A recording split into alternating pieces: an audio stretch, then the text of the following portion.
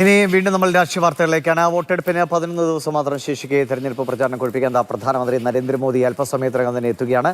ഉച്ചയ്ക്ക് 1:30 പാലക്കാട് മേഴ്സി കോളേജിലെ മൈതാനത്ത് അദ്ദേഹം ഹെലികോപ്റ്ററിൽ പറന്നിറങ്ങും. കോട്ട മൈതാനത്തിൽ പൊതുസമ്മേളനത്തിൽ അദ്ദേഹം സംസാരിക്കും. 4 മണിക്ക് തൃശ്ശൂരിൽ റോഡ് ഷോ നടത്തുകയും ചെയ്യും. ബി.ജെ.പിയുടെ പ്രചരണം കൊഴുപ്പിക്കാൻ ഇന്ന് നരേന്ദ്രമോദി പാലക്കാട് എത്തുകയാണ്. പാലക്കാട് വലിയ ആവേശത്തോടു കൂടിയാണ് അദ്ദേഹത്തെ വരവേൽക്കുന്നത്. ഇപ്പോൾ ഈ വേദിക്കുള്ളിലേക്ക് ആളുകളെ പ്രവേശിപ്പിക്കുന്നുണ്ട്. വലിയ തിരക്കാണ് അനുഭവപ്പെടുന്നത്. പലരും വളരെ നേരത്തെ തന്നെ മോദിയെ കാണാൻ എത്തുകയാണ്. മോദിയെ കാണാൻ വളരെ നേരത്തെ തന്നെ എത്തി. അതെ അതെ ഒരു ആവേശം. വന്നപ്പോ വന്നുണ്ടോ? വന്നിട്ടായിരുന്നു. ഫാമിലിയായിട്ട് ഇറങ്ങിയതാണോ? കാണാൻ എത്തിയത്. ഇതിനു മുമ്പ് കണ്ടിട്ടുണ്ടോ? ആദ്യമായിട്ടാണ്.